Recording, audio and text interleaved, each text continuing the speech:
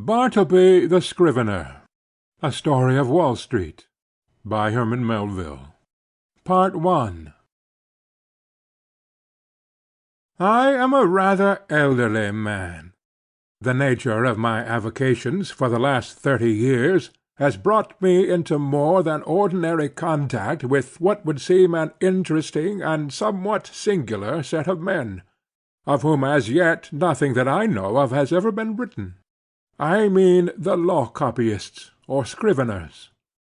I have known very many of them, professionally and privately, and, if I pleased, could relate divers histories, at which good-natured gentlemen might smile, and sentimental souls might weep. But I waive the biographies of all other scriveners for a few passages in the life of Bartleby, who was a scrivener of the strangest I ever saw or heard of. While of other law copyists I might write the complete life, of Bartleby nothing of that sort can be done. I believe no materials exist for a full and satisfactory biography of this man. It is an irreparable loss to literature. Bartleby was one of those beings of whom nothing is ascertainable except from the original sources, and in his case those are very small. What my own astonished eyes saw of Bartleby, that is all I know of him, except, indeed, one vague report, which will appear in the sequel. Ere introducing the scrivener, as he first appeared to me, it is fit I make some mention of myself, my employees, my business, my chambers, and general surroundings, because some description is indispensable to an adequate understanding of the chief character about to be presented. Imprimis, I am a man who, from his youth upwards, has been filled with a profound conviction that the easiest way of life is the best. Hence, though I belong to a profession proverbially energetic and nervous, even to turbulence at times, yet nothing of that sort have I ever suffered to invade my peace. I am one of those unambitious lawyers who never addresses a jury, or in any way draws down public applause, but in the cool tranquillity of a snug retreat, do a snug business among rich men's bonds and mortgages and title deeds. All who know me consider me an eminently safe man. The late John Jacob Astor, a personage little given to poetic enthusiasm, had no hesitation in pronouncing my first grand point to be prudence, my next method.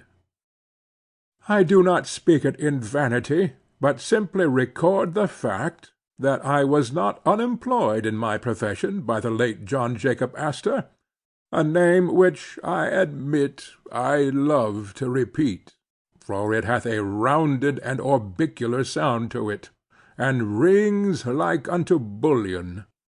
I will freely add that I was not insensible to the late John Jacob Astor's good opinion. Some time prior to the period at which this little history begins, my avocations had been largely increased. The good old office, now extinct in the state of New York, of a master in chancery, had been conferred upon me. It was not a very arduous office, but very pleasantly remunerative. I seldom lose my temper, much more seldom indulge in dangerous indignation at wrongs and outrages, but I must be permitted to be rash here, and declare that I consider the sudden and violent abrogation of the office of Master in Chancery by the new Constitution as a premature act, inasmuch as I had counted upon a life lease of the profits, whereas I only received those of a few short years. But this is by the way. My chambers were upstairs at No. Wall Street. At one end they looked upon the white wall of the interior of a spacious skylight shaft, penetrating the building from top to bottom. This view might have been considered rather tame than otherwise, deficient in what landscape painters call life. But, if so, the view from the other end of my chambers offered, at least, a contrast, if nothing more. In that direction my windows commanded an unobstructed view of a lofty brick wall, black by age and everlasting shade, which wall required no spy-glass to bring out its lurking beauties, but, for the benefit of all near-sighted spectators, was pushed up to within 10 feet of my window-panes. Owing to the great height of the surrounding buildings, and my chambers being on the second floor, the interval between this wall and mine not a little resembled a huge square cistern. At the period just preceding the advent of Bartleby, I had 2 persons as copyists in my employment, and a promising lad as an office-boy. First, Turkey; second, Nippers; third, Ginger Nut. These may seem names the like of which are not usually found in the directory. In truth, they were nicknames, mutually conferred upon each other by my 3 clerks, and were deemed expressive of their respective persons or characters.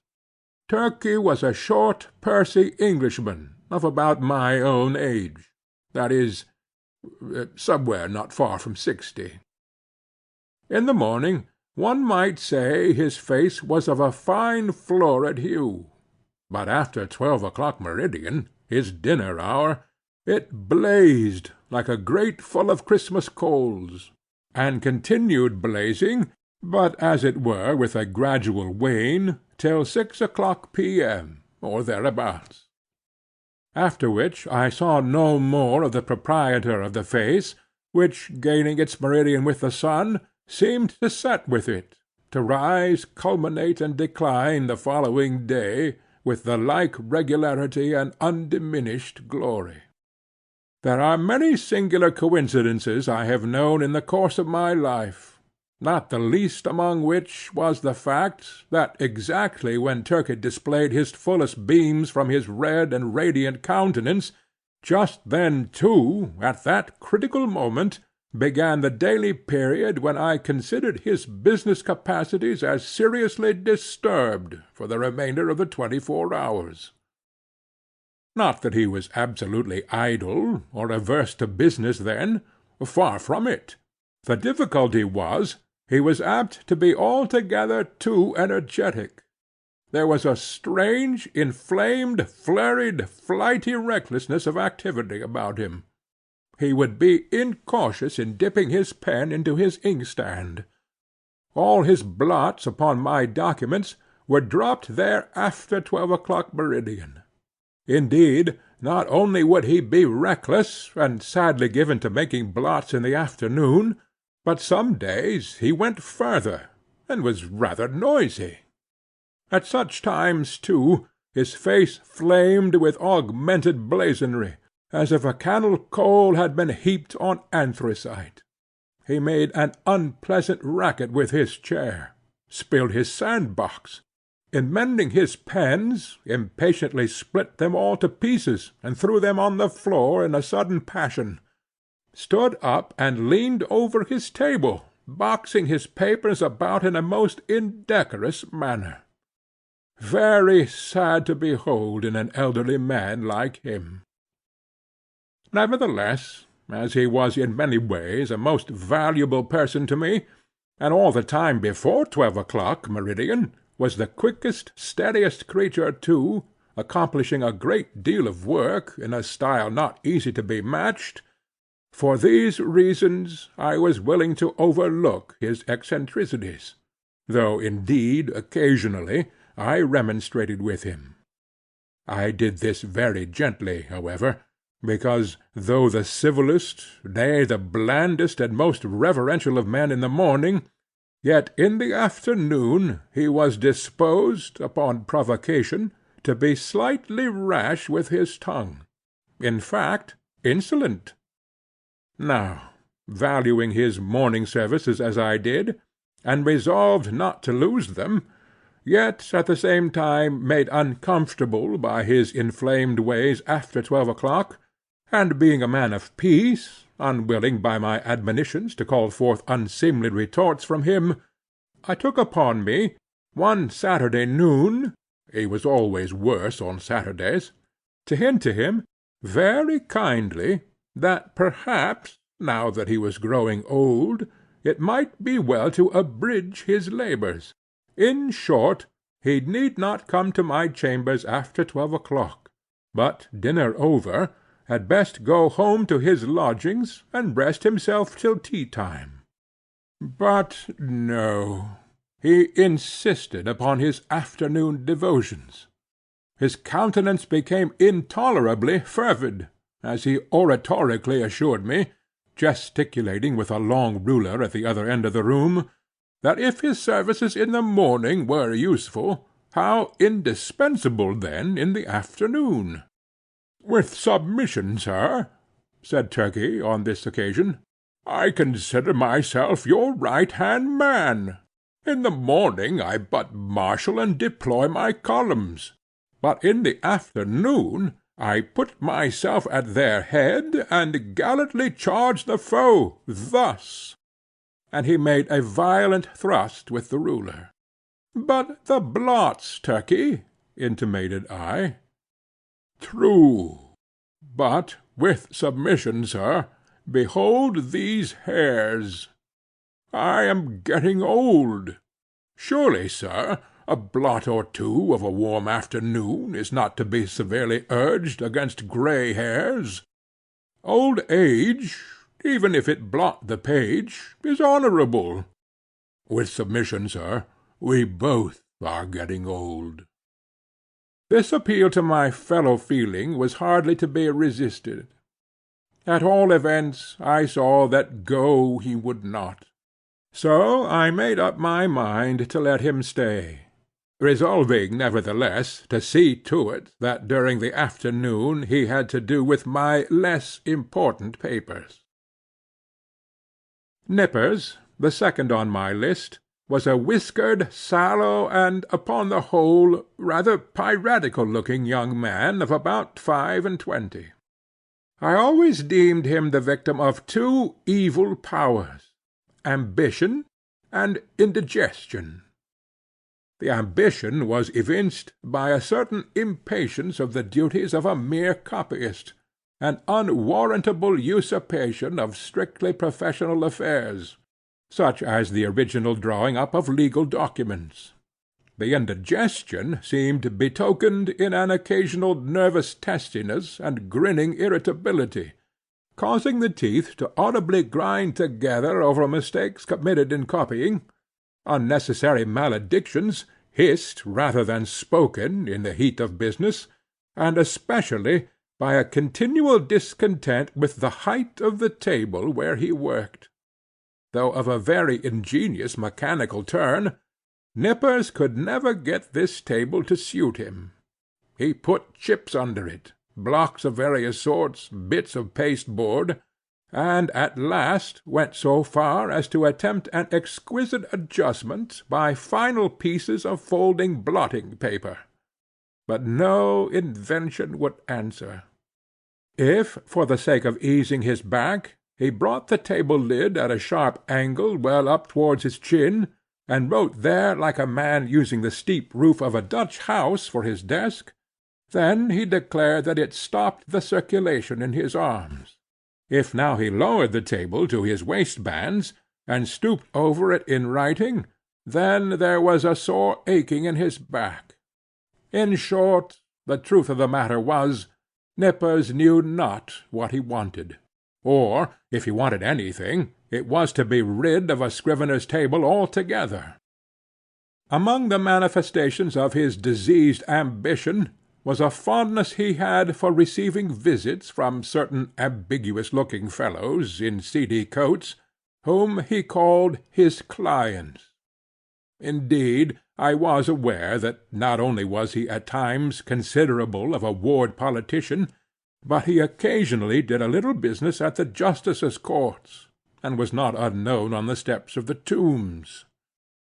I have good reason to believe, however, that one individual who called upon him at my chambers, and who with a grand air he insisted was his client, was no other than a dun, and the alleged title-deed a bill.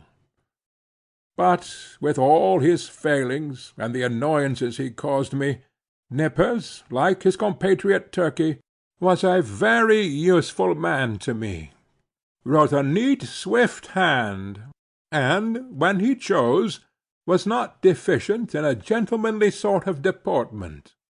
Added to this, he always dressed in a gentlemanly sort of way, and so, incidentally, reflected credit upon my chambers. Whereas with respect to Turkey, I had much ado to keep him from being a reproach to me. His clothes were apt to look oily, and smell of eating-houses. He wore his pantaloons very loose and baggy in summer. His coats were execrable. His hat, not to be handled. But while the hat was a thing of indifference to me, inasmuch as his natural civility and deference, as a dependent Englishman, always led him to doff it the moment he entered the room, yet his coat was another matter. Concerning his coats, I reasoned with him, but with no effect. The truth was, I suppose, that a man of so small an income could not afford to sport such a lustrous face and a lustrous coat at one and the same time. As Nippers once observed, Turkey's money went chiefly for red ink. One winter day I presented Turkey with a highly respectable-looking coat of my own, a padded grey coat of a most comfortable warmth, and which buttoned straight up from the knee to the neck. I thought Turkey would appreciate the favour, and abate his rashness and obstreperousness of afternoons. But no. I verily believe that buttoning himself up in so downy and blanket-like a coat had a pernicious effect upon him, upon the same principle that too much oats are bad for horses. In fact, precisely as a rash, restive horse is said to feel his oats, so Turkey felt his coat. It made him insolent. He was a man whom prosperity harmed. Though concerning the self-indulgent habits of Turkey I had my own private surmises, yet touching Nippers I was well persuaded that whatever might be his faults in other respects, he was at least a temperate young man. But, indeed, nature herself seemed to have been his vintner, and at his birth charged him so thoroughly with an irritable brandy-like disposition that all subsequent potations were needless. When I consider how, amid the stillness of my chambers, Nippers would sometimes impatiently rise from his seat, and stooping over his table, spread his arms wide apart, seize the whole desk, and move it and jerk it with a grim grinding motion on the floor, as if the table were a perverse voluntary agent intent on thwarting and vexing him, I plainly perceive that for Nippers brandy and water were altogether superfluous.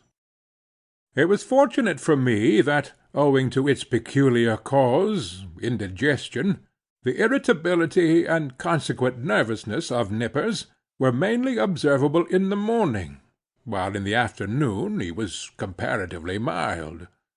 So that Turkey's paroxysms only coming on about 12 o'clock, I never had to do with their eccentricities at one time.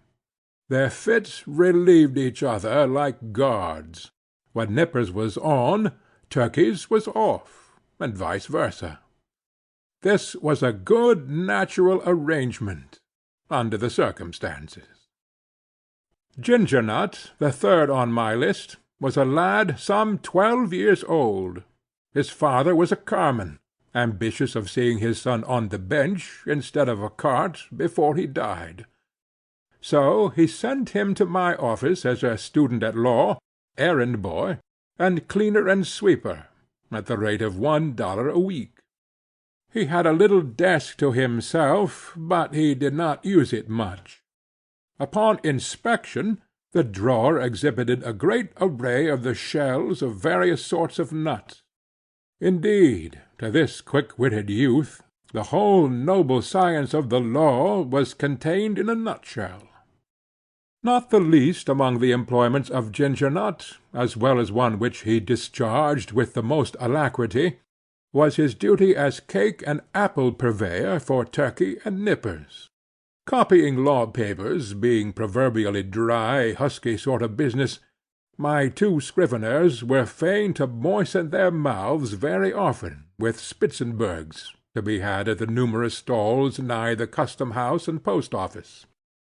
Also, they sent Ginger Nut very frequently for that peculiar cake, small, flat, browned, and very spicy, after which he had been named by them.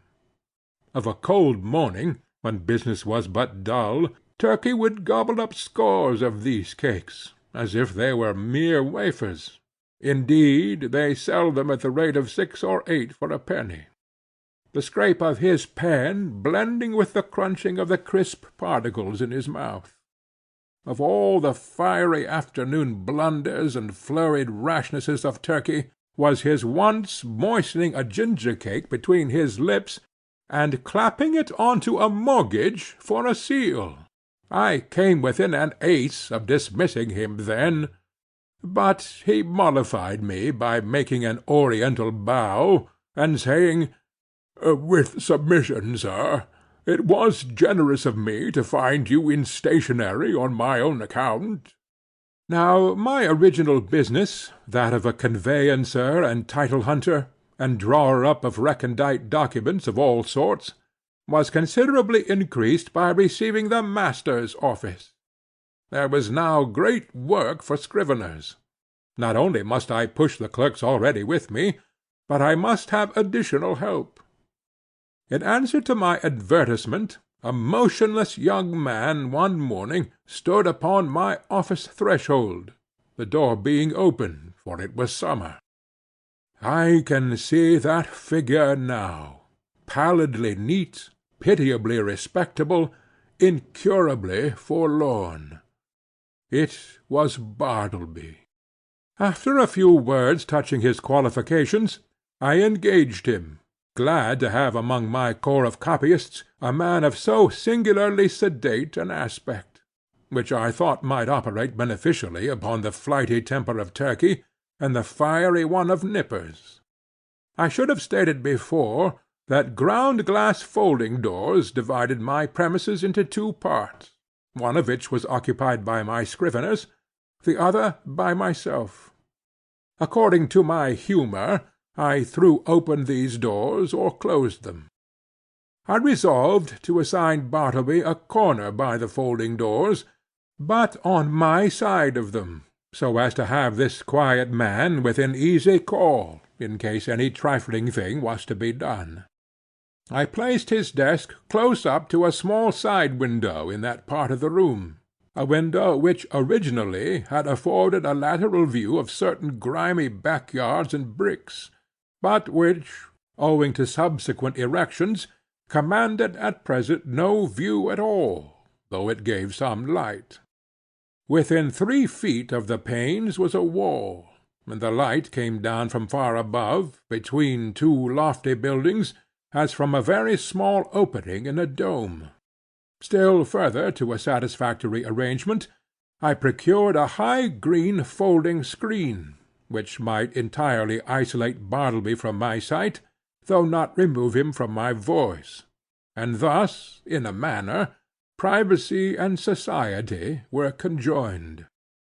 At first Bartleby did an extraordinary quantity of writing.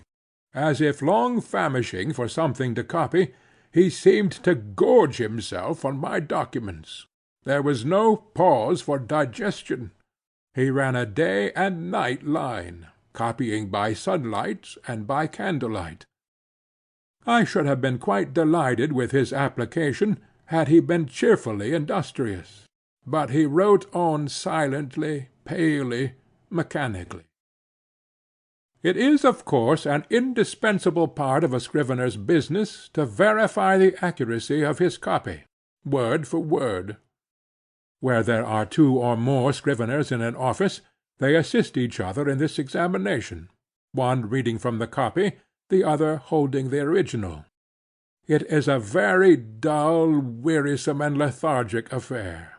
I can readily imagine that to some sanguine temperaments it would be altogether intolerable. For example, I cannot credit that the meddlesome poet Byron would have contentedly sat down with Bartleby to examine a law document of, say, 500 pages, closely written in a crimpy hand. Now and then, in the haste of business, it had been my habit to assist in comparing some brief document myself, calling Turkey or Nippers for this purpose. One object I had in placing Bartleby so handy to me behind the screen was to avail myself of his services on such trivial occasions. It was on the third day, I think, of his being with me, and before any necessity had arisen for having his own writing examined, that, being much hurried to complete a small affair I had in hand, I abruptly called to Bartleby. In my haste and natural expectancy of instant compliance, I sat with my head bent over the original on my desk, and my right hand sideways, and somewhat nervously extended with the copy, so that immediately upon emerging from his retreat, Bartleby might snatch it and proceed to business without the least delay. In this very attitude did I sit when I called to him, rapidly stating what it was I wanted him to do, namely, to examine a small paper with me. Imagine my surprise, nay, my consternation, when, without moving from his privacy, Bartleby, in a singularly mild, firm voice, replied, "I would prefer not to." I sat a while in perfect silence, rallying my stunned faculties. Immediately it occurred to me that my ears had deceived me, or Bartleby had entirely misunderstood my meaning. I repeated my request in the clearest tone I could assume, but in quite as clear a one came the previous reply. "I would prefer not to." "Prefer not to?" echoed I, rising in high excitement, and crossing the room with a stride. "What do you mean? Are you moonstruck? I want you to help me compare this sheet. Here, take it." And I thrust it towards him. "I would prefer not to," said he. I looked at him steadfastly. His face was leanly composed, his grey eye dimly calm. Not a wrinkle of agitation rippled him.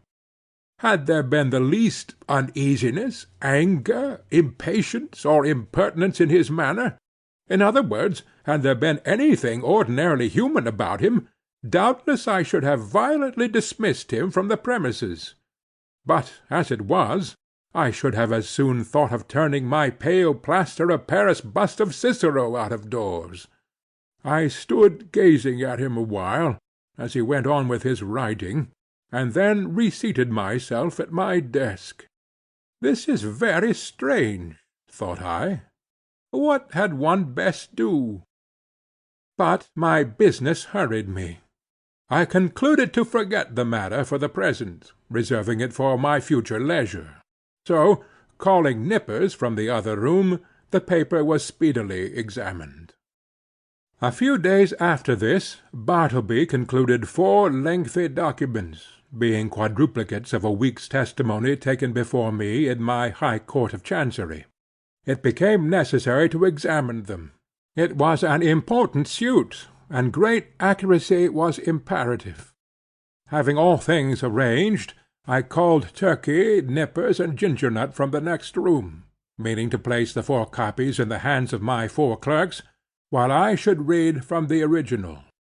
Accordingly, Turkey, Nippers, and Ginger Nut had taken their seats in a row, each with his document in hand, when I called to Bartleby to join this interesting group.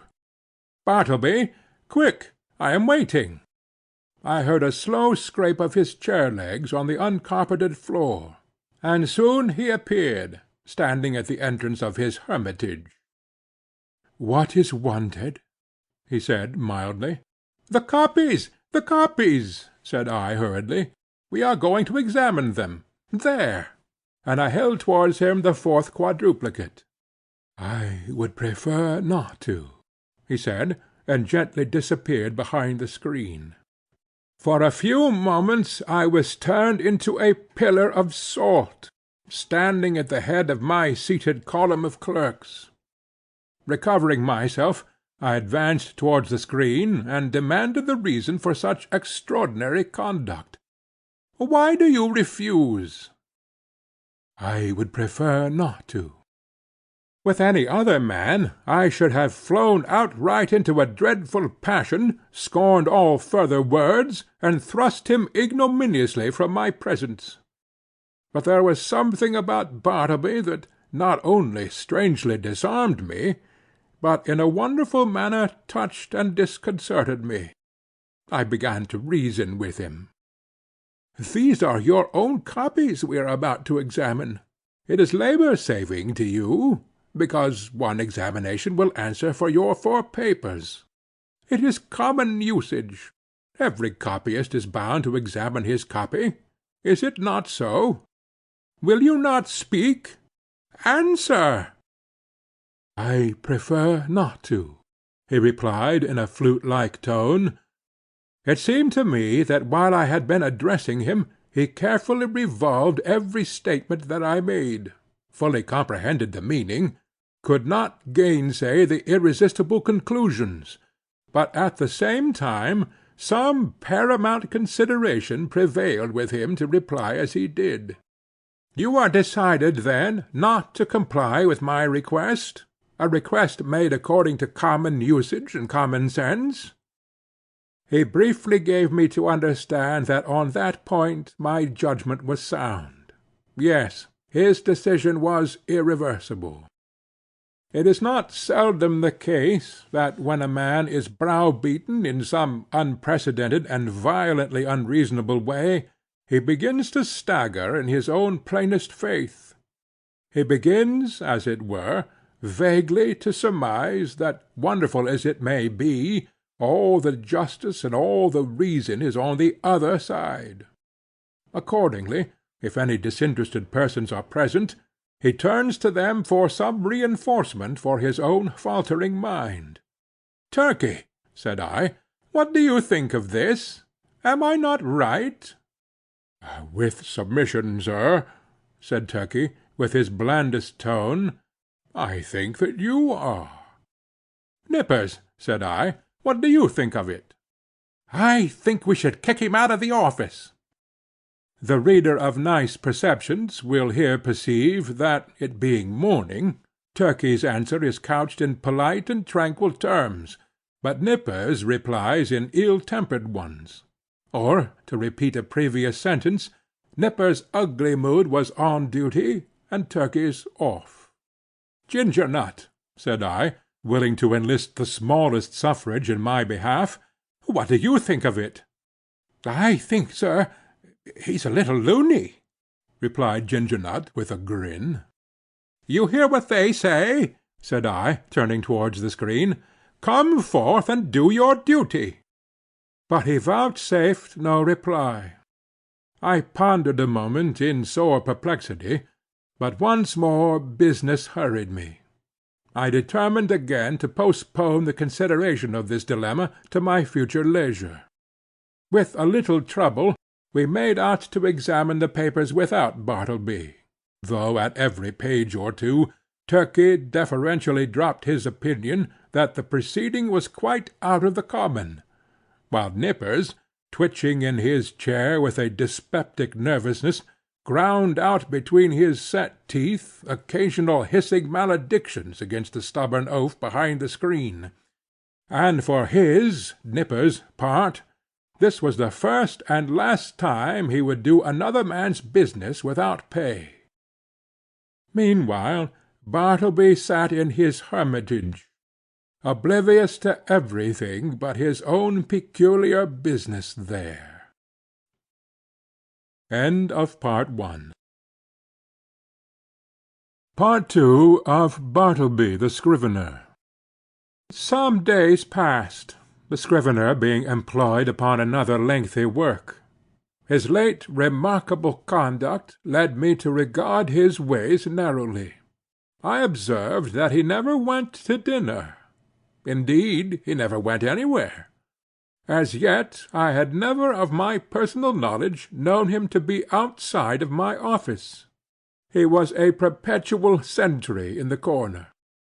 At about 11 o'clock, though, in the morning, I noticed that Ginger Nut would advance toward the opening in Bartleby's screen, as if silently beckoned thither by a gesture invisible to me where I sat.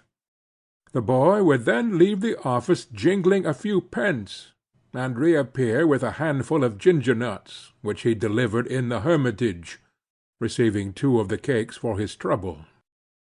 He lives then on ginger nuts, thought I. Never eats a dinner, properly speaking. He must be a vegetarian then. But no, he never eats even vegetables. He eats nothing but ginger nuts. My mind then ran on in reveries concerning the probable effects upon the human constitution of living entirely on ginger nuts. Ginger nuts are so called because they contain ginger as one of their peculiar constituents, and the final flavouring one. Now, what was ginger? A hot, spicy thing. Was Bartleby hot and spicy? Not at all. Ginger, then, had no effect on Bartleby. Probably he preferred it should have none. Nothing so aggravates an earnest person as a passive resistance. If the individual so resisted be of a not inhumane temper, and the resisting one perfectly harmless in his passivity, then, in the better moods of the former, he will endeavour charitably to construe to his imagination what proves impossible to be solved by his judgment. Even so, for the most part, I regarded Bartleby in his ways. Poor fellow, thought I, he means no mischief. It is plain he intends no insolence. His aspect sufficiently evinces that his eccentricities are involuntary. He is useful to me. I can get along with him. If I turn him away, the chances are he will fall in with some less indulgent employer, and then he will be rudely treated, and perhaps driven forth miserably to starve. Yes, here I can cheaply purchase a delicious self-approval. To befriend Bartleby, to humour him in his strange wilfulness, will cost me little or nothing, while I lay up in my soul what will eventually prove a sweet morsel for my conscience. But this mood was not invariable with me. The passiveness of Bartleby sometimes irritated me. I felt strangely goaded on to encounter him in new opposition, to elicit some angry spark from him answerable to my own. But, indeed, I might as well have essayed to strike fire with my knuckles against a bit of Windsor soap. But one afternoon the evil impulse in me mastered me, and the following little scene ensued. "Bartleby," said I, "when those papers are all copied, I will compare them with you." "I would prefer not to." "How? Surely you do not mean to persist in this mulish vagary?" No answer. I threw open the folding doors near by, and turning upon Turkey and Nippers, exclaimed in an excited manner, "He says a second time he won't examine his papers. What do you think of it, Turkey?" It was afternoon, be it remembered. Turkey sat glowing like a brass boiler, his bald head steaming, his hands reeling among his blotted papers. "Think of it!" roared Turkey. I think I'll just step behind his screen and black his eyes for him." So saying, Turkey rose to his feet and threw his arms into a pugilistic position. He was hurrying away to make good his promise, when I detained him, alarmed at the effect of incautiously rousing Turkey's combativeness after dinner. "Sit down, Turkey," said I, "and hear what Nippers has to say. What do you think of it, Nippers? Would I not be justified in immediately dismissing Bartleby?" "Excuse me, that is for you to decide, sir. I think his conduct quite unusual, and indeed unjust, as regards Turkey and myself, but it may only be a passing whim." "Ah!" exclaimed I, "you have strangely changed your mind, then. You speak very gently of him now." "All beer!" cried Turkey. "Gentleness is effects of beer. Nippers and I dined together to-day. You see how gentle I am, sir. Shall I go and black his eyes?" "You refer to Bartleby, I suppose?"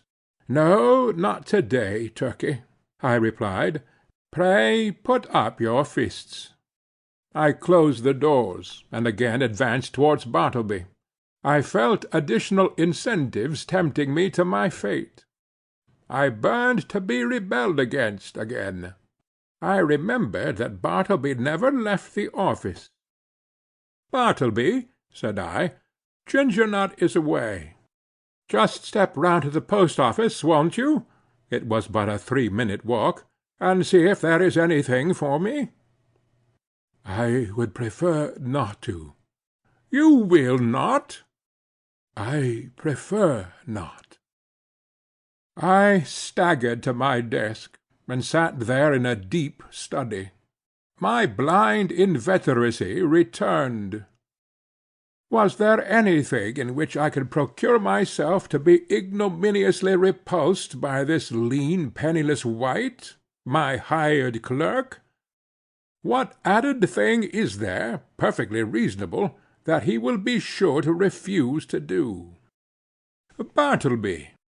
No answer. "Bartleby," in a louder tone. No answer. "Bartleby!" I roared. Like a very ghost, agreeable to the laws of magical invocation, at the third summons he appeared at the entrance of his hermitage. "Go to the next room, and tell Nippers to come to me." "I prefer not to," he respectfully and slowly said, and mildly disappeared. "Very good, Bartleby," said I, in a quiet sort of serenely severe, self-possessed tone, intimating the unalterable purpose of some terrible retribution very close at hand. At the moment I half intended something of the kind, but, upon the whole, as it was drawing towards my dinner hour, I thought it best to put on my hat and walk home for the day, suffering much from perplexity and distress of mind. Shall I acknowledge it? The conclusion of this whole business was, that it soon became a fixed fact of my chambers that a pale young scrivener, by the name of Bartleby, had a desk there, that he copied from me at the usual rate of 4 cents a folio, 100 words, but he was permanently exempt from examining the work done by him, that duty being transferred to Turkey and Nippers, one of compliment doubtless to their superior acuteness. Moreover, said Bartleby was never, on any account, to be dispatched on the most trivial errand of any sort, and that even if entreated to take upon him such a matter, it was generally understood that he would prefer not to. In other words, that he would refuse point blank. As days passed on, I became considerably reconciled to Bartleby. His steadiness, his freedom from all dissipation, his incessant industry, except when he chose to throw himself into a standing reverie behind his screen, his great stillness, his unalterableness of demeanour under all circumstances, made him a valuable acquisition. One prime thing was this: he was always there. First in the morning, continually through the day, and the last at night. I had a singular confidence in his honesty. I felt my most precious papers perfectly safe in his hands. Sometimes, to be sure, I could not, for the very soul of me, avoid falling into sudden spasmodic passions with him; for it was exceedingly difficult to bear in mind all the time those strange peculiarities, privileges, and unheard-of exemptions, forming the tacit stipulations on Bartleby's part under which he remained in my office. Now and then, in the eagerness of dispatching pressing business, I would inadvertently summon Bartleby, in a short rapid tone, to put his finger, say, on the incipient tie of a bit of red tape, with which I was about compressing some papers. Of course, from behind the screen, the usual answer, "I prefer not to," was sure to come; and then how could a human creature with the common infirmities of our nature refrain from bitterly exclaiming under such perverseness, such unreasonableness? However, every added repulse of this sort which I received only tended to lessen the probability of my repeating the inadvertence. Here it must be said, that according to the custom of most legal gentlemen occupying chambers in densely populated law buildings, there were several keys to my door. One was kept by a woman residing in the attic, which person weekly scrubbed and daily swept and dusted my apartments. Another was kept by Turkey, for convenience sake. The third I sometimes carried in my own pocket. The fourth I knew not who had. Now, one Sunday morning I happened to go to Trinity Church to hear a celebrated preacher, and finding myself rather early on the ground, I thought I would walk around to my chambers for a while. Luckily I had my key with me; but, applying it to the lock, I found it resisted by something inserted from the inside. Quite surprised, I called out; when, to my consternation, a key was turned from within, and thrusting his lean visage at me, and holding the door ajar, the apparition of Bartleby appeared, in his shirt-sleeves, and otherwise in a strangely tattered dishabille, saying quietly that he was sorry, but he was deeply engaged just then, and preferred not admitting me at present. In a brief word or two he moreover added, that perhaps I had better walk around the block 2 or 3 times, and by that time he would probably have concluded his affairs. Now, the utterly unsurmised appearance of Bartleby, tenanting my law chambers of a Sunday morning, with his cadaverously gentlemanly nonchalance, yet withal firm and self-possessed, had such a strange effect upon me, that incontinently I slunk away from my own door, and did as desired. But not without sundry twinges of impotent rebellion against the mild effrontery of this unaccountable Scrivener.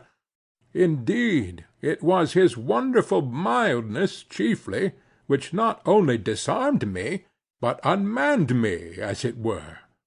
For I consider that one, for the time, is a sort of unmanned, when he tranquilly permits his hired clerk to dictate to him, and order him away from his own premises. Furthermore, I was full of uneasiness as to what Bartleby could possibly be doing in my office in his shirt-sleeves, and in an otherwise dismantled condition of a Sunday morning. Was anything amiss going on? Nay, that was out of the question. It was not to be thought of for a moment that Bartleby was an immoral person. But what could he be doing there? Copying? Nay, again, whatever might be his eccentricities, Bartleby was an eminently decorous person. He would be the last man to sit down to his desk in any state approaching to nudity. Besides, it was Sunday, and there was something about Bartleby that forbade the supposition that he would by any secular occupation violate the proprieties of the day. Nevertheless, my mind was not pacified, and, full of a restless curiosity, at last I returned to the door. Without hindrance I inserted my key, opened it, and entered. Bartleby was not to be seen. I looked round anxiously, peeped behind his screen, but it was very plain that he was gone. Upon more closely examining the place, I surmised that for an indefinite period Bartleby must have ate, dressed, and slept in my office, and that too without plate, mirror, or bed. The cushioned seat of a rickety old sofa in one corner bore the faint impress of a lean, reclining form. Rolled away under his desk I found a blanket; under the empty grate a blacking-box and brush; on a chair a tin basin with soap and a ragged towel; in a newspaper a few crumbs of ginger-nut and a morsel of cheese. Yes, thought I, it is evident enough that Bartleby has been making his home here, keeping bachelor's hall all by himself. Immediately then the thought came sweeping across me, what miserable friendlessness and loneliness are here revealed! His poverty is great, but his solitude, how horrible! Think of it! Of a Sunday, Wall Street is deserted as Petra, and every night of every day it is an emptiness. This building, too, which of weekdays hums with industry and life, at nightfall echoes with sheer vacancy, and all through Sunday is forlorn. And here Bartleby makes his home. Sole spectator of a solitude which he has seen all populous, a sort of innocent and transformed Marius brooding among the ruins of Carthage. For the first time in my life a feeling of overpowering, stinging melancholy seized me. Before, I had never experienced aught but a not unpleasing sadness. The bond of common humanity now drew me irresistibly to gloom, a fraternal melancholy, for both I and Bartleby were sons of Adam. I remembered the bright silks and sparkling faces I had seen that day, in gala trim, swan-like sailing down the Mississippi of Broadway, and I contrasted them with the pallid copyist, and thought to myself, ah, happiness courts the light, so we deem the world is gay; but misery hides aloof, so we deem that misery there is none. These sad fancyings, chimeras doubtless of a sick and silly brain, led on to other and more special thoughts concerning the eccentricities of Bartleby. Presentiments of strange discoveries hovered round me. The scrivener's pale form appeared to me laid out, among uncaring strangers, in its shivering winding sheet. Suddenly I was attracted by Bartleby's closed desk, the key in open sight left in the lock. I mean no mischief, seek the gratification of no heartless curiosity, thought I. Besides, the desk is mine, and its contents too, so I will make bold to look within. Everything was methodically arranged, the papers smoothly placed. The pigeon-holes were deep, and removing the files of documents, I groped into their recesses. Presently I felt something there, and dragged it out. It was an old bandana handkerchief, heavy and knotted. I opened it, and saw it was a savings-bank. I now recalled all the quiet mysteries which I had noted in the man. I remembered that he never spoke but to answer, that though at intervals he had considerable time to himself, yet I had never seen him reading, no, not even a newspaper; that for long periods he would stand looking out at his pale window behind the screen, upon the dead brick wall.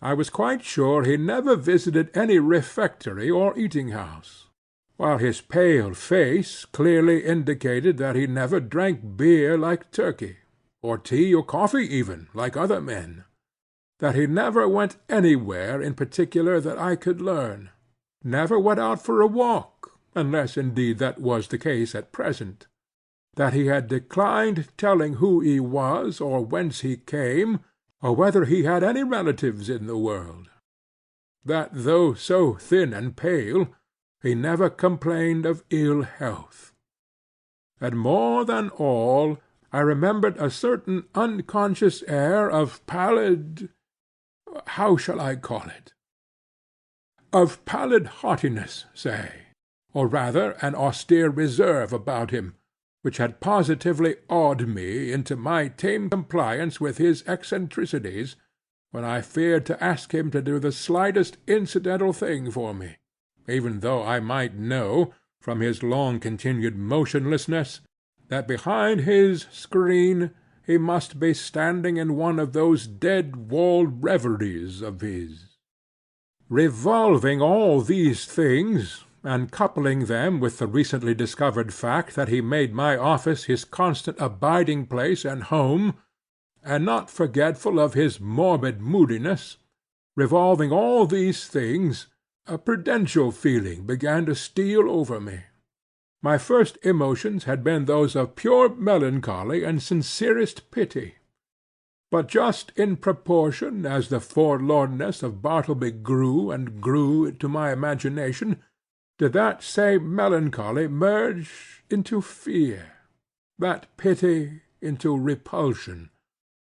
So true it is, and so terrible too, that up to a certain point the thought or sight of misery enlists our best affections, but in certain special cases, beyond that point it does not. They err who would assert that invariably this is owing to the inherent selfishness of the human heart. It rather proceeds from a certain hopelessness of remedying excessive and organic ill. To a sensitive being, pity is not seldom pain; and when at last it is perceived that such pity cannot lead to effectual succor, common sense bids the soul rid of it. What I saw that morning persuaded me that the scrivener was the victim of innate and incurable disorder. I might give alms to his body, but his body did not pain him; it was his soul that suffered, and his soul I could not reach.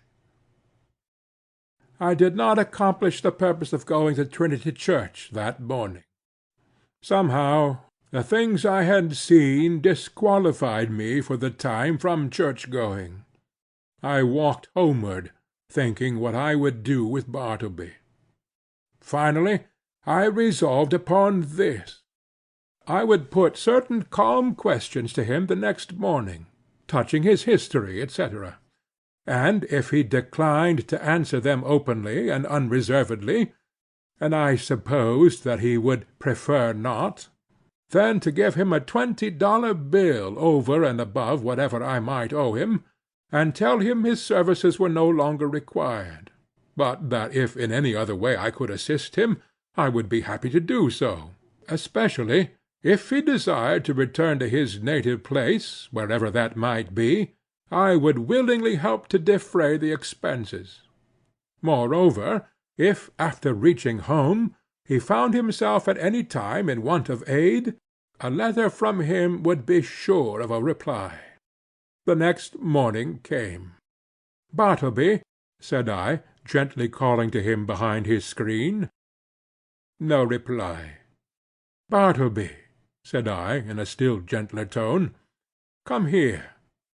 I am not going to ask you to do anything you would prefer not to do. I simply wish to speak to you." Upon this he noiselessly slid into view. "Will you tell me, Bartleby, where you were born?"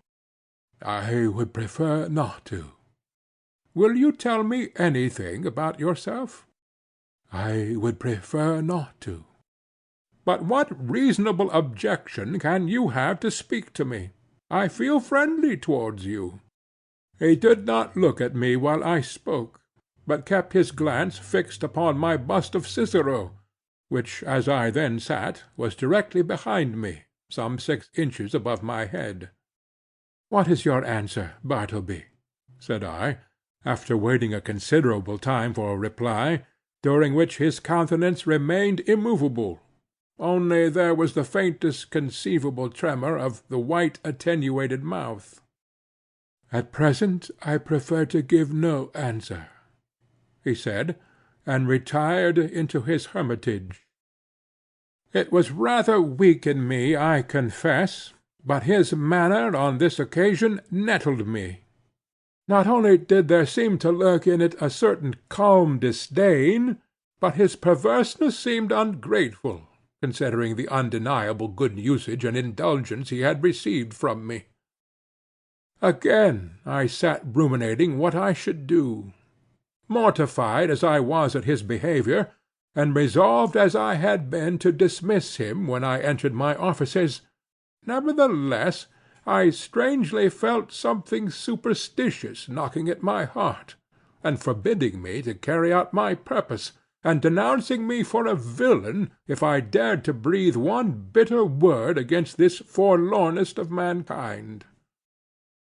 At last, familiarly drawing my chair behind his screen, I sat down and said, "Bartleby, never mind then about revealing your history. But let me entreat you, as a friend, to comply as far as may be with the usages of this office. Say now you will help to examine papers to-morrow, or next day. In short, say now that in a day or two you will begin to be a little reasonable. Say so, Bartleby." "At present I would prefer not to be a little reasonable," was his mildly cadaverous reply. Just then the folding doors opened, and Nippers approached. He seemed suffering from an unusually bad night's rest, induced by severer indigestion than common. He overheard these final words of Bartleby. "Prefer not, eh?" gritted Nippers. "I'd prefer him, if I were you, sir," addressing me. "I'd prefer him. I'd give him preferences, the stubborn mule. What is it, sir, that he prefers not to do now?" Bartleby moved not a limb. "Mr. Nippers," said I, "I'd prefer that you would withdraw for the present." Somehow, of late, I had got into the way of involuntarily using the word prefer upon all sorts of not exactly suitable occasions; and I trembled to think that my contact with the Scrivener had already and seriously affected me in a mental way. But what further and deeper aberration might it yet produce? This apprehension had not been without efficacy in determining me to summary means. As Nippers, looking very sour and sulky, was departing, Turkey blandly and deferentially approached. "With submission, sir," said he, "yesterday I was thinking about Bartleby here, and I think that if he would but prefer to take a quart of good ale every day, it would do much towards mending him, and enabling him to assist in examining his papers." "So you have got the word too," said I, slightly excited. "With submission, what word, sir?" asked Turkey, respectfully crowding himself into the contracted space between the screen, and by so doing making me jostle the Scrivener. "What word, sir?" "I would prefer to be left alone here," said Bartleby, as if offended at being mobbed in his privacy. "That's the word, Turkey," said I. "That's it." "Oh, prefer. Oh, yes, queer word. I never use it myself. But, sir, as I was saying, if he would but prefer—" "Turkey," interrupted I, "you will please withdraw." "Oh, certainly, sir, if you prefer that I should." As he opened the folding door to retire, Nippers at his desk caught a glimpse of me, and asked whether I would prefer to have a certain paper copied on blue paper or white. He did not in the least roguishly accent the word prefer. It was plain that it involuntarily rolled from his tongue. I thought to myself, surely I must get rid of a demented man who already has in some degree turned the tongues, if not the heads, of myself and clerks. But I thought it prudent not to break the dismission at once. The next day I noticed that Bartleby did nothing but stand at his window in his dead-wall reverie. Upon asking him why he did not write, he said that he had decided upon doing no more writing. "Why, how now? What next?" exclaimed I. "Do no more writing?" "No more." "And what is the reason?" "Do you not see the reason for yourself?" he indifferently replied. I looked steadfastly at him, and perceived that his eyes looked dull and glazed. Instantly it occurred to me that his unexampled diligence in copying by his dim window for the first few weeks of his stay with me might have temporarily impaired his vision. I was touched. I said something in condolence with him. I hinted that of course he did wisely in abstaining from writing for a while, and urged him to embrace that opportunity of taking wholesome exercise in the open air. This, however, he did not do. A few days after this, my other clerks being absent, and being in a great hurry to dispatch certain letters by the mail, I thought that, having nothing else earthly to do, Bartleby would surely be less inflexible than usual and carry these letters to the post office. But he blankly declined. So, much to my inconvenience, I went myself. Still added days went by. Whether Bartleby's eyes improved or not I could not say. To all appearance I thought they did, but when I asked him if they did, he vouchsafed no answer. At all events he would do no copying. At last, in reply to my urgings, he informed me that he had permanently given up copying. "What!" exclaimed I. "Suppose your eyes should get entirely well, better than ever before, would you not copy then?" "I have given up copying," he answered, and slid aside.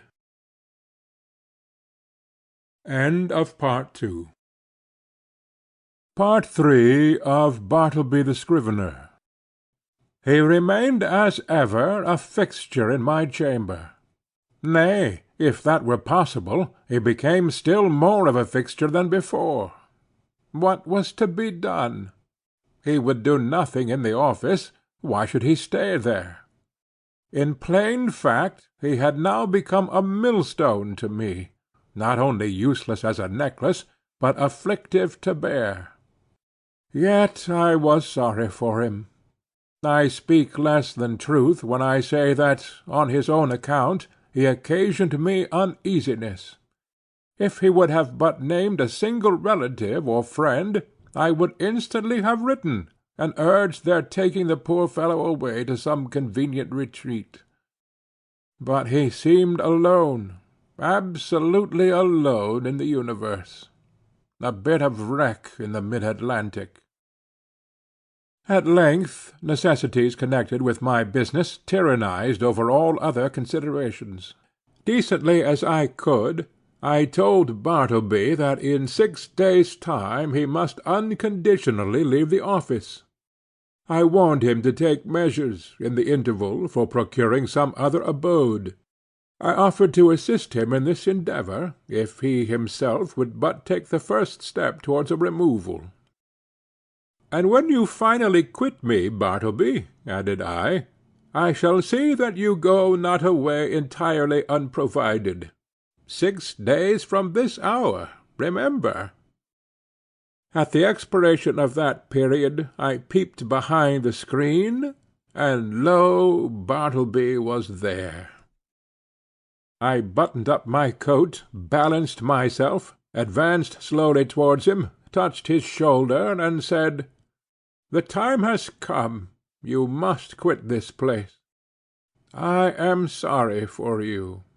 Here is money. You must go." "I would prefer not," he replied, with his back still towards me. "You must." He remained silent. Now I had an unbounded confidence in this man's common honesty. He had frequently restored to me sixpences and shillings carelessly dropped upon the floor, for I am apt to be very reckless in such shirt-button affairs. The proceeding then which followed will not be deemed extraordinary. "Bartleby," said I owe you $12 on account. Here are 32. The odd 20 are yours. Will you take it?" And I handed the bills towards him. But he made no motion. "I will leave them here, then," putting them under a weight on the table. Then, taking my hat and cane and going to the door, I tranquilly turned and added, "After you have removed your things from these offices, Bartleby, you will of course lock the door, since every one is now gone for the day but you, and, if you please, slip your key underneath the mat, so that I may have it in the morning. I shall not see you again. So good-bye to you. If hereafter, in your new place of abode, I can be of any service to you, do not fail to advise me by letter. Good-bye, Bartleby, and fare you well." But he answered not a word. Like the last column of some ruined temple, he remained standing mute and solitary in the middle of the otherwise deserted room. As I walked home in a pensive mood, my vanity got the better of my pity. I could not but highly plume myself on my masterly management in getting rid of Bartleby. Masterly I call it, and such it must appear to any dispassionate thinker. The beauty of my procedure seemed to consist in its perfect quietness. There was no vulgar bullying, no bravado of any sort, no choleric hectoring, and striding to and fro across the apartment, jerking out vehement commands for Bartleby to bundle himself up with his beggarly traps. Nothing of the kind. Without loudly bidding Bartleby depart, as an inferior genius might have done, I assumed the ground that depart he must, and upon that assumption built all I had to say. The more I thought about my procedure, the more I was charmed with it. Nevertheless, next morning, upon awakening, I had my doubts. I had somehow slept off the fumes of vanity. One of the coolest and wisest hours a man has is just after he awakes in the morning. My procedure seemed as sagacious as ever, but only in theory. How it would prove in practice, there was the rub.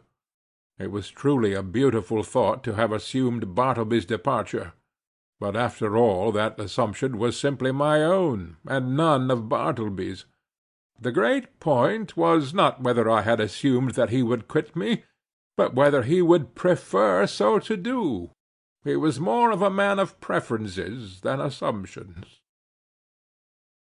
After breakfast I walked down-town, arguing the probabilities pro and con. One moment I thought it would prove a miserable failure, and Bartleby would be found all alive at my office as usual.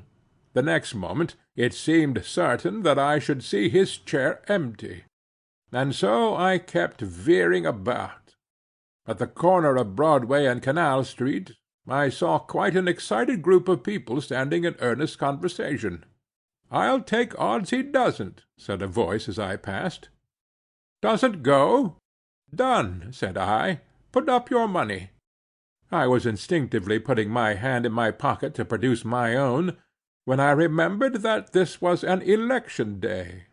The words I had overheard bore no reference to Bartleby, but to the success or non-success of some candidate for the mayoralty. In my intent frame of mind I had, as it were, imagined that all Broadway shared in my excitement, and were debating the same question with me. I passed on, very thankful that the uproar of the street screened my momentary absent-mindedness. As I had intended, I was earlier than usual at my office door. I stood listening for a moment.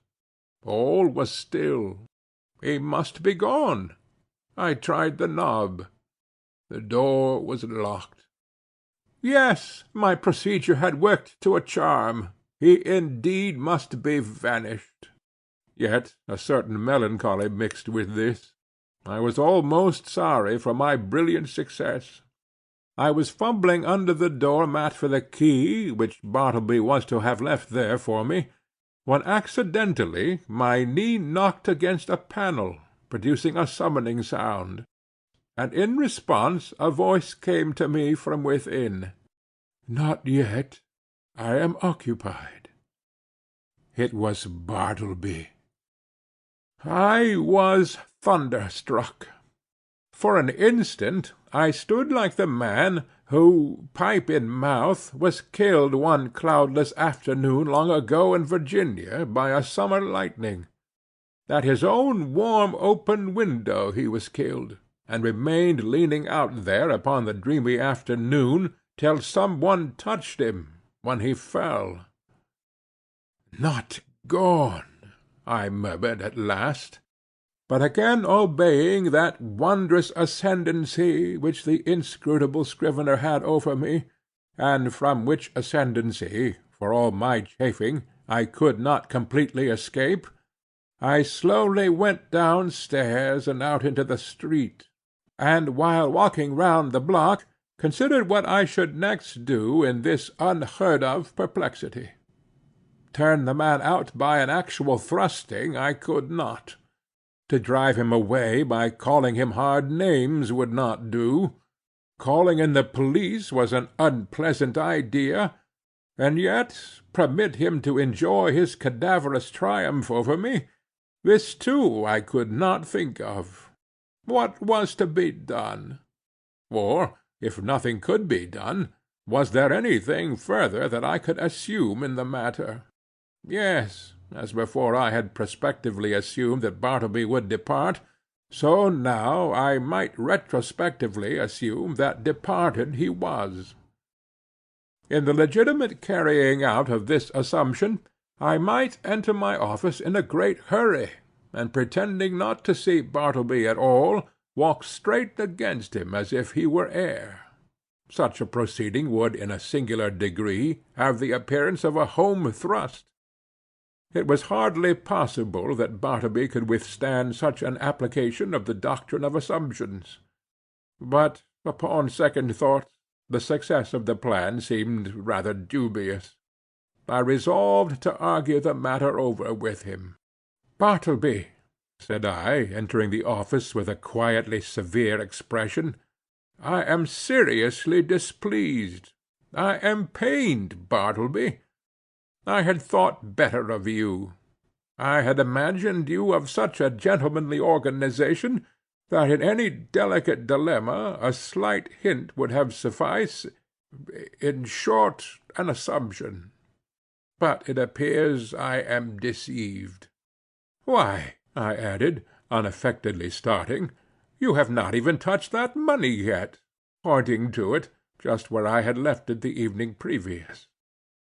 He answered nothing. "Will you or will you not quit me?" I now demanded in a sudden passion, advancing close to him. "I would prefer not to quit you," he replied, gently emphasizing the "not." "What earthly right have you to stay here? Do you pay rent? Do you pay my taxes? Or is this property yours?" He answered nothing. "Are you ready to go on and write now? Are your eyes recovered? Could you copy a small paper for me this morning? Or help examine a few lines? Or step round to the post-office? In a word, will you do anything at all to give a colouring to your refusal to depart the premises?" He silently retired into his hermitage.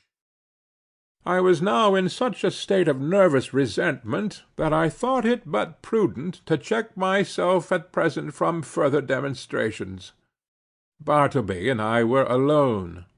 I remembered the tragedy of the unfortunate Adams, and the still more unfortunate Colt in the solitary office of the latter, and how poor Colt, being dreadfully incensed by Adams, and imprudently permitting himself to get wildly excited, was at unawares hurried into his fatal act, an act which certainly no man could possibly deplore more than the actor himself. Often it had occurred to me in my ponderings upon the street, that had that altercation taken place in the public street, or at a private residence, it would not have terminated as it did. It was the circumstance of being alone in a solitary office, upstairs, of a building entirely unhallowed by humanizing domestic associations, an uncarpeted office, doubtless of a dusty, haggard sort of appearance. This it must have been which greatly helped to enhance the irritable desperation of the hapless Colt. But when this old Adam of resentment rose in me and tempted me concerning Bartleby, I grappled him and threw him. How? Why, simply by recalling the divine injunction, "A new commandment give I unto you, that ye love one another." Yes, this it was that saved me. Aside from higher considerations, charity often operates as a vastly wise and prudent principle, a great safeguard to its possessor. Men have committed murder for jealousy's sake, and anger's sake, and hatred's sake, and selfishness' sake, and spiritual pride's sake. But no man that ever I heard of ever committed a diabolical murder for sweet charity's sake. Mere self-interest, then, if no better motive can be enlisted, should, especially with high-tempered men, prompt all beings to charity and philanthropy.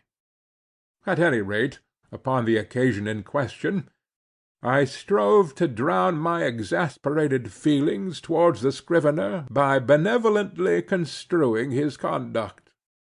Poor fellow, thought I. He didn't mean anything, and besides, he has seen hard times, and ought to be indulged. I endeavored also immediately to occupy myself, and at the same time to comfort my despondency. I tried to fancy that in the course of the morning, at such time as might prove agreeable to him, Bartleby, of his own free accord, would emerge from his hermitage, and take up some decided line of march in the direction of the door. But no. 12:30 o'clock came, Turkey began to glow in the face, overturn his inkstand, and become generally obstreperous. Nippers abated down into quietude and courtesy. Ginger Nut munched his noon apple, and Bartleby remained standing at his window in one of his profoundest dead-wall reveries. Will it be credited? Ought I to acknowledge it? That afternoon I left the office without saying any further word to him. Some days now passed, during which, at leisure intervals, I looked a little into Edwards on the Will and Priestley on Necessity. Under the circumstances, Those books induced a salutary feeling. Gradually I slid into the persuasion that these troubles of mind touching the Scrivener had been all predestinated from eternity, and Bartleby was billeted upon me for some mysterious purpose of an all-wise Providence, which it was not for a mere mortal like me to fathom.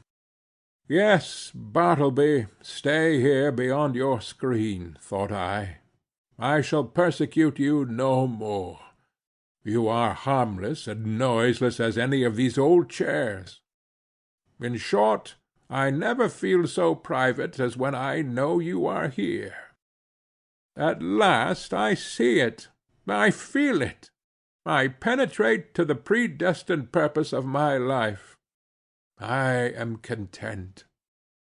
Others may have loftier parts to enact, but my mission in this world, Bartleby, is to furnish you with an office room for such period as you may see fit to remain. I believe that this wise and blessed frame of mind would have continued with me, had it not been for the unsolicited and uncharitable remarks obtruded upon me by my professional friends who visited the rooms. But thus it often is, that the constant friction of illiberal minds wears out at last the best resolves of the more generous. Though, to be sure, when I reflected upon it, it was not strange that people entering my office should be struck by the peculiar aspect of the unaccountable Bartleby, and so be tempted to throw out some sinister observations concerning him. Sometimes an attorney having business with me, and calling at my office, and finding no one but the Scrivener there, would undertake to obtain some sort of precise information from him touching my whereabouts. But without heeding his idle talk, Bartleby would remain standing immovable in the middle of the room. So, after contemplating him in that position for a while, the attorney would depart, no wiser than he came. Also, when a reference was going on, and the room full of lawyers and witnesses, and business was driving fast, some deeply occupied legal gentleman present, seeing Bartleby wholly unemployed, would request him to run round to his, the legal gentleman's, office, and fetch some papers for him. Thereupon Bartleby would tranquilly decline, and yet remain idle as before. Then the lawyer would give a great stare, and turn to me, and what could I say? At last I was made aware that all through the circle of my professional acquaintance a whisper of wonder was running round, having reference to the strange creature I kept at my office. This worried me very much, and as the idea came upon me of his possibly turning out a long-lived man, and keep occupying my chambers, and denying my authority, and perplexing my visitors, and scandalizing my professional reputation, and casting a general gloom over the premises, keeping soul and body together to the last upon his savings, for doubtless he spent but half a dime a day, and in the end perhaps outlive me, and claim possession of my office by right of his perpetual occupancy, as all these dark anticipations crowded upon me more and more, and my friends continually intruded their relentless remarks upon the apparition in my room, a great change was wrought in me. I resolved to gather all my faculties together, and forever rid me of this intolerable incubus. Ere revolving any complicated project, however, adapted to this end, I first simply suggested to Bartleby the propriety of his permanent departure. In a calm and serious tone I commended the idea to his careful and mature consideration; but having taken 3 days to meditate upon it, he apprized me that his original determination remained the same, in short, that he still preferred to abide with me. What shall I do? I now said to myself, buttoning up my coat to the last button. What shall I do? What ought I to do? What does conscience say I should do with this man, or rather ghost? Rid myself of him I must. Go he shall. But how? You will not thrust him, the poor, pale, passive mortal, you will not thrust such a helpless creature out of your door. You will not honour yourself by such cruelty? No, I will not. I cannot do that. Rather would I let him live and die here, and then mason up his remains in the wall. And what then will you do? For all your coaxing, he will not budge. Bribes he leaves under your own paper-weight on your table. In short, it is quite plain that he prefers to cling to you. Then something severe, something unusual must be done. What? Surely you will not have him collared by a constable, and commit his innocent pallor to the common jail? And upon what ground would you procure such a thing to be done? A vagrant, is he? What, he a vagrant, a wanderer, who refuses to budge? It is because he will not be a vagrant, then, that you seek to count him as a vagrant. That is too absurd. No visible means of support. There I have him. Wrong again, for indubitably he does support himself, and that is the only unanswerable proof that any man can show of his possessing the means so to do. No more, then. Since he will not quit me, I must quit him. I will change my offices. I will move elsewhere, and give him fair notice that if I find him on my new premises, I will then proceed against him as a common trespasser. Acting accordingly, next day I thus addressed him. I find these chambers too far from the city hall. The air is unwholesome. In a word, I propose to remove my offices next week, and shall no longer require your services. I tell you this now, in order that you may seek another place. He made no reply, and nothing more was said. On the appointed day I engaged carts and men, proceeded to my chambers, and having but little furniture, everything was removed in a few hours. Throughout, the scrivener remained standing behind the screen, which I directed to be removed the last thing. It was withdrawn, and being folded up like a huge folio, left him the motionless occupant of a naked room. I stood in the entry watching him for a moment, while something from within me upbraided me. I re-entered, with my hand in my pocket, and my heart in my mouth. Good-bye, Bartleby. I am going. Good-bye, and God some way bless you. And take that, slipping something in his hand. But it dropped upon the floor, and then, strange to say, I tore myself from him whom I had so longed to be rid of.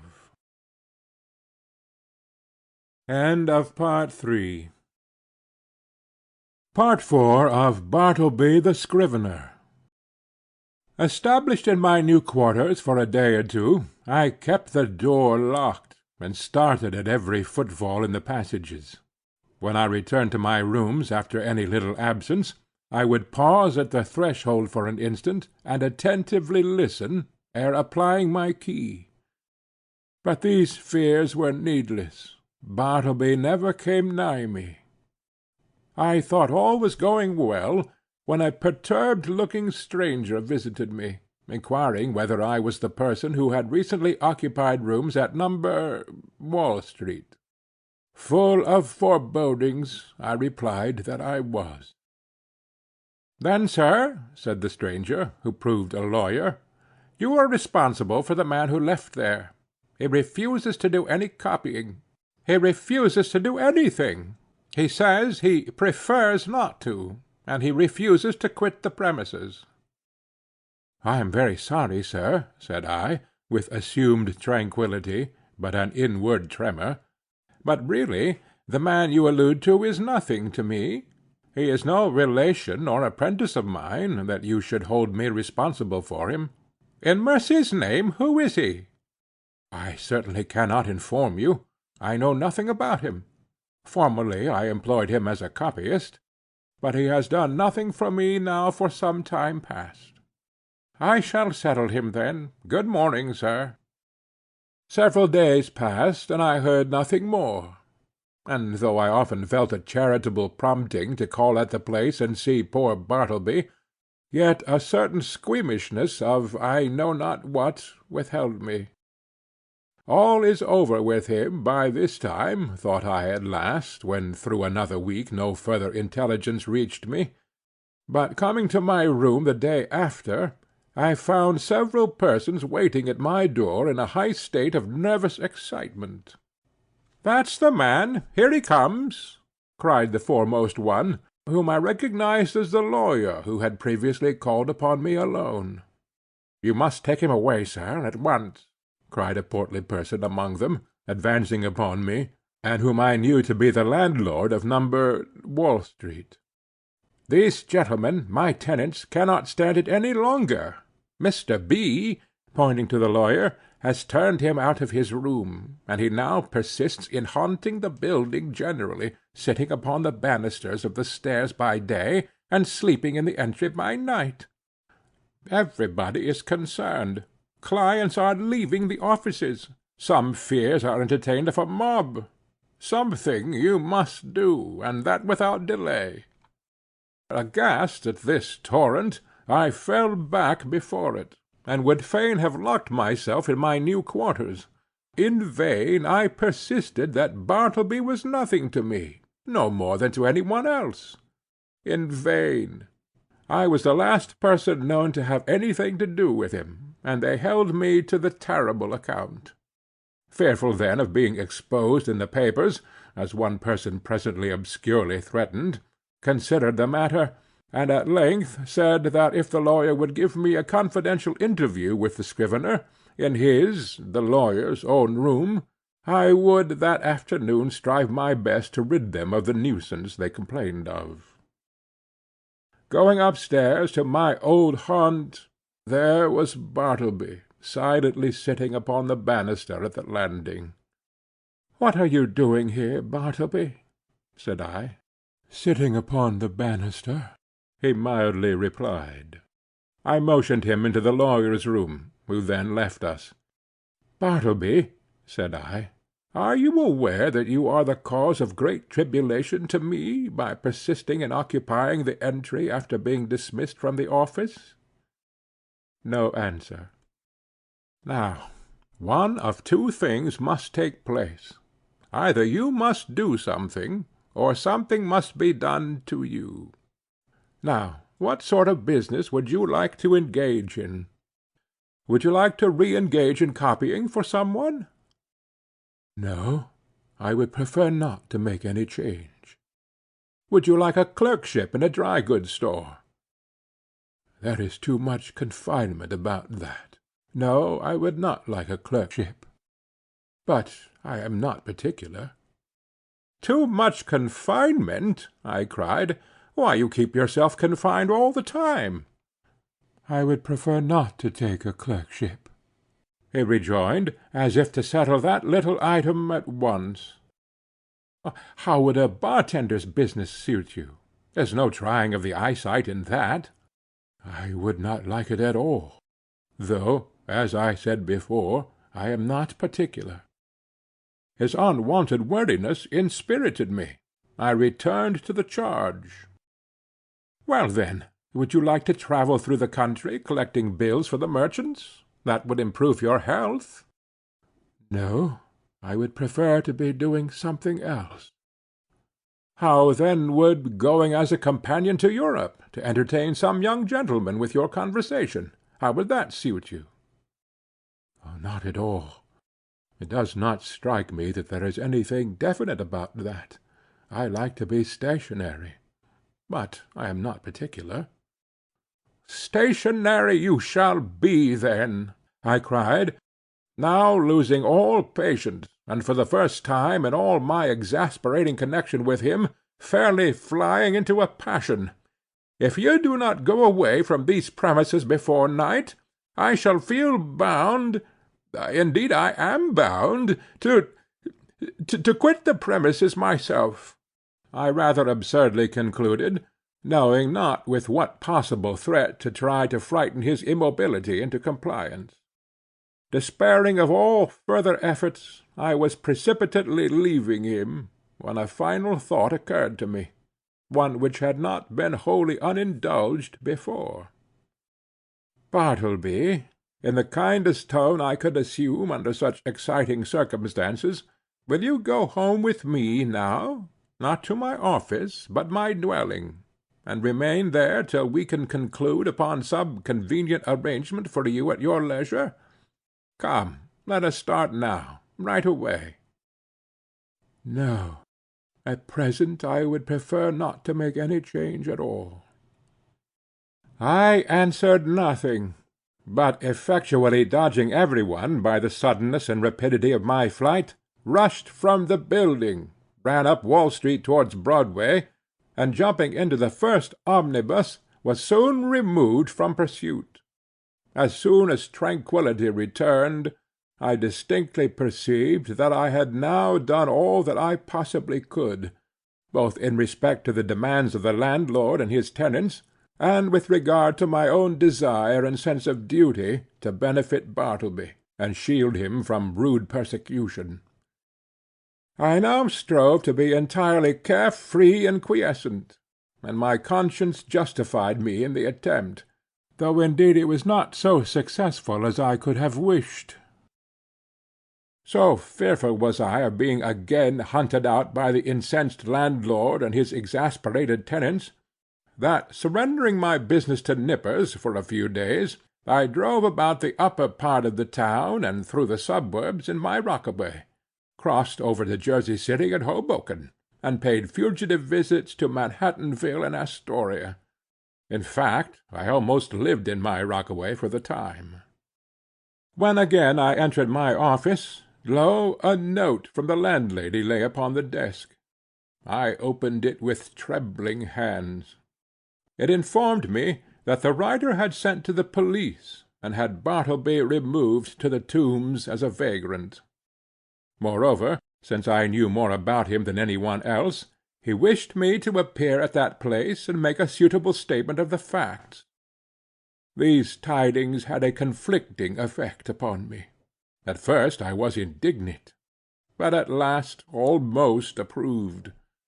The landlord's energetic summary disposition had led him to adopt a procedure which I do not think I would have decided upon myself, and yet, as a last resort, under such peculiar circumstances, it seemed the only plan. As I afterwards learned, the poor Scrivener, when told that he must be conducted to the Tombs, offered not the slightest obstacle, but in his pale, unmoving way silently acquiesced. Some of the compassionate and curious bystanders joined the party, and headed by one of the constables arm in arm with Bartleby, the silent procession filed its way through all the noise and heat and joy of the roaring thoroughfares at noon. The same day I received the note I went to the Tombs, or to speak more properly, the halls of justice. Seeking the right officer, I stated the purpose of my call, and was informed that the individual I described was indeed within. I then assured the functionary that Bartleby was a perfectly honest man, and greatly to be compassionated, however unaccountably eccentric. I narrated all I knew, and closed by suggesting the idea of letting him remain in as indulgent confinement as possible till something less harsh might be done, though indeed I hardly knew what. At all events, if nothing else could be decided upon, the almshouse must receive him. I then begged to have an interview. Being under no disgraceful charge, and quite serene and harmless in all his ways, They had permitted him freely to wander about the prison, and especially in the enclosed grass-platted yard thereof. And so I found him there, standing all alone in the quietest of the yards, his face towards a high wall, while all around, from the narrow slits of the jail windows, I thought I saw peering out upon him the eyes of murderers and thieves. "Bartleby!" "I know you," he said, without looking round, "and I want nothing to say to you." "It was not I that brought you here, Bartleby," said I, keenly pained at his implied suspicion. "And to you this should not be so vile a place. Nothing reproachful attaches to you by being here. And see, it is not so sad a place as one might think. Look, there is the sky, and here is the grass." "I know where I am," he replied, but would say nothing more. So I left him. As I entered the corridor again, a broad meat-like man in an apron accosted me, and jerking his thumb over his shoulder, said, "Is that your friend?" "Yes." "Does he want to starve? If he does, let him live on the prison fare, that's all." "Who are you?" asked I, not knowing what to make of such an unofficially speaking person in such a place. "I am the grub man. Such gentlemen as have friends here hire me to provide them with something good to eat." "Is this so?" said I, turning to the turnkey. He said it was. "Well, then," said I, slipping some silver into the grub man's hands, for so they called him, "I want you to give particular attention to my friend there. Let him have the best dinner you can get, and you must be as polite to him as possible. Introduce me, will you?" said the grub man, looking at me with an expression which seemed to say he was all impatience for an opportunity to give a specimen of his breeding. Thinking it would prove of benefit to the Scrivener, I acquiesced, and, asking the grub man his name, went up with him to Bartleby. "Bartleby, this is Mr. Cutlets. You will find him very useful to you." "Your servant, sir, your servant," said the grubman, making a low salutation behind his apron. "Hope you find it pleasant here, sir. Spacious grounds, cool apartments, sir. Hope you'll stay with us some time. Try to make it agreeable." "May Mrs. Cutlets and I have the pleasure of your company to dinner, sir, in Mrs. Cutlets' private room?" "I prefer not to dine to-day," said Bartleby, turning away. "It would disagree with me. I am unused to dinners." So saying, he slowly moved to the other side of the enclosure, and took up a position fronting the dead wall. "How's this?" said the grubman, addressing me with a stare of astonishment. "He's odd, ain't he?" "I think he is a little deranged," said I, sadly. "Deranged? Deranged, is it? Well, now, upon my word, I thought that friend of yourn was a gentleman forger. They are always pale and genteel like, them forgers. I can't pity 'em. Can't help it, sir. Did you know Monroe Edwards?" he added touchingly, and paused. Then, laying his hand pityingly on my shoulder, sighed, "He died of consumption at Sing Sing. So you weren't acquainted with Monroe?" "No, I was never socially acquainted with any forgers. But I cannot stop longer. Look to my friend yonder. You will not lose by it. I will see you again." Some few days after this, I again obtained admission to the Tombs, and went through the corridors in quest of Bartleby, but without finding him. "I saw him coming from his cell not long ago," said a turnkey. "Maybe he's gone to loiter in the yards." So I went in that direction. "Are you looking for the silent man?" said another turnkey, passing me. "Yonder he lies, sleeping in the yard there. 'Tis not 20 minutes since I saw him lie down." The yard was entirely quiet. It was not accessible to the common prisoners. the surrounding walls, of amazing thickness, kept off all sounds behind them. The Egyptian character of the masonry weighed upon me with its gloom. But a soft imprisoned turf grew under foot. The heart of the eternal pyramids, it seemed, wherein by some strange magic through the clefts grass seed dropped by birds had sprung. Strangely huddled at the base of the wall, his knees drawn up, and lying on his side, his head touching the cold stones, I saw the wasted Bartleby. But nothing stirred. I paused, then went close up to him, stooped over, and saw that his dim eyes were open. Otherwise he seemed profoundly sleeping. Something prompted me to touch him. I felt his hand, when a tingling shiver ran up my arm and down my spine to my feet. The round face of the grubman peered upon me now. "His dinner is ready. Won't he dine to-day either? Or does he live without dining?" "Lives without dining," said I, and closed his eyes. "Ay, he's asleep, ain't he?" "With kings and counsellors," murmured I. There would seem little need of proceeding further in this history. Imagination will readily supply the meagre recital of poor Bartleby's interment. But, ere parting with the reader, let me say that if this little narrative has sufficiently interested him to awaken curiosity as to who Bartleby was, and what manner of life he led prior to the present narrator's making his acquaintance, I can only reply that in such curiosity I fully share, but am wholly unable to gratify it. Yet here I hardly know whether I should divulge one little item of rumour which came to my ear a few months after the scrivener's decease.